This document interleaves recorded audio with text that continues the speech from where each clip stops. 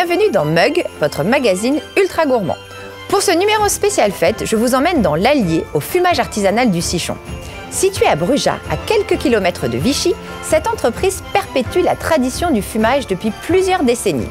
Saumon sauvage, truite ou cabillaud, découvrez ce que David Bonneau vous réserve pour le réveillon.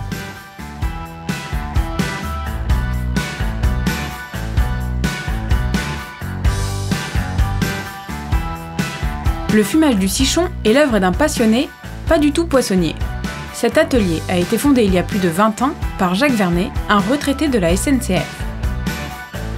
Monsieur Vernet, étant passionné de fumage, il voulait au départ faire de la poitrine fumée de porc. Et il s'est rendu compte rapidement que la poitrine de porc, il faut en faire de gros volumes pour que ce soit rentable. Alors que le saumon fumé, ça a une valeur ajoutée beaucoup plus importante et puis c'est un produit beaucoup plus noble et plus précieux à travailler. Repris en 2004 par Daniel Bonneau, le fumage s'est beaucoup développé, passant de 1 employé à 16 et de 8 tonnes par an à 150. Mais plus que la quantité, Daniel Bonneau cherche la qualité et sélectionne minutieusement tous ses poissons. Alors nos produits viennent d'Alaska, de Suède, d'Écosse, de Norvège et d'Irlande. Donc moi je privilégie les qualités supérieures, disons le saumon sauvage d'Alaska, c'est du sockeye. Après on transforme du label rouge écossais qui vient de Lockguard, qui vient directement d'Écosse, et on a le même fournisseur que la reine d'Angleterre. Et après on fait du Norvège supérieur en saumon. On a de la truite bio, de la truite conventionnelle qui vient de France, par contre, les deux viennent de France puisqu'on a des productions en France. Et puis on fait du dos de cabillaud fumé. Et puis après, d'autres produits comme des saucisses de saumon, des merguez de saumon, des rillettes de saumon, des rillettes de truite, des rillettes de cabillaud et du boudin blanc de saumon. Et pour prendre soin du goût de ces beaux poissons, la production est entièrement manuelle et artisanale. Nettoyage, désarrêtage, salage, fumage et même tranchage, tout est fait à la main pour préserver les saveurs, mais aussi les emplois. Nous partons maintenant dans le Puy-de-Dôme, à l'Auberge du Pont, à Pont-du-Château. Rodolphe Regnault est breton d'origine, mais auvergnat d'adoption.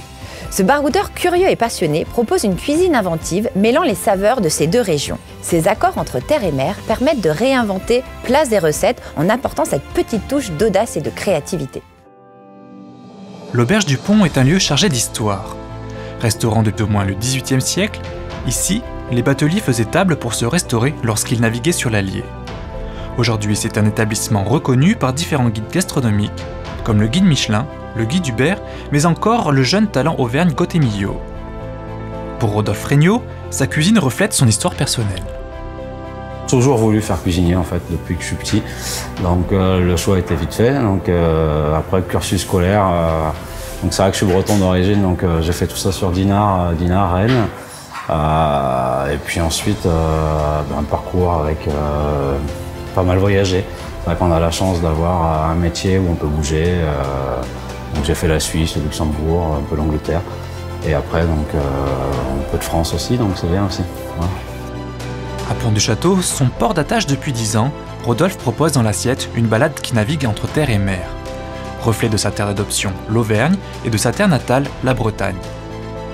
Le cuisinier mise sur l'ultra frais avec 2 cartes par saison pour coïncider avec le cycle de la nature. L'essentiel de ma cuisine, c'est le produit.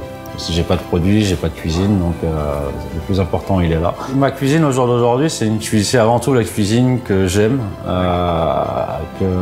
avec les produits avec lesquels souvent j'ai envie de travailler. Le but, il est là, c'est de trouver les meilleurs produits d'Auvergne par le biais de petits producteurs, en étant le plus locavore possible, d'avoir des choses qu'on cultive nous-mêmes également. Et après la Bretagne pour tout ce qui est côté mer, voilà, ou 2-3 petites appellations comme le coco de Paimpol, l'andouille de Guémené, des choses comme ça, où on essaye d'introniser ça dans notre cuisine.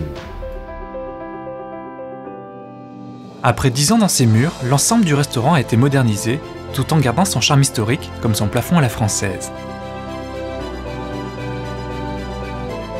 Les couleurs chaudes du décor ont été choisies, précisément, pour mettre en valeur l'assiette et rendre le lieu le plus convivial possible pour la clientèle.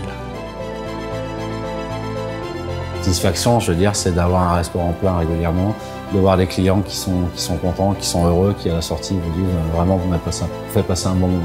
Ça, il n'y a rien de meilleur pour un cuisinier que de faire ça.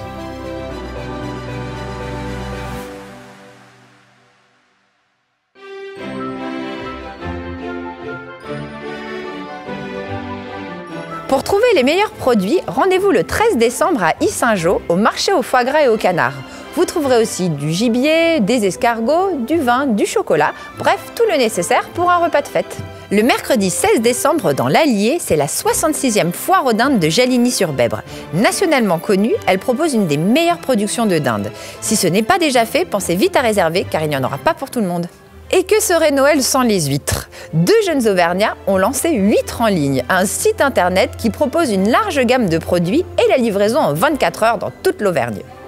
Vous ne voulez rien rater de nos émissions? Alors inscrivez-vous à notre newsletter mensuelle sur notre site monmug.com. On se retrouve dans une semaine avec notre chef maison Geoffroy pour Mug la recette. Exceptionnellement pour les fêtes, nous vous proposons 2 émissions pour préparer vos repas de fin d'année. Quant à moi, je vous laisse 2 mois en compagnie de Thomas.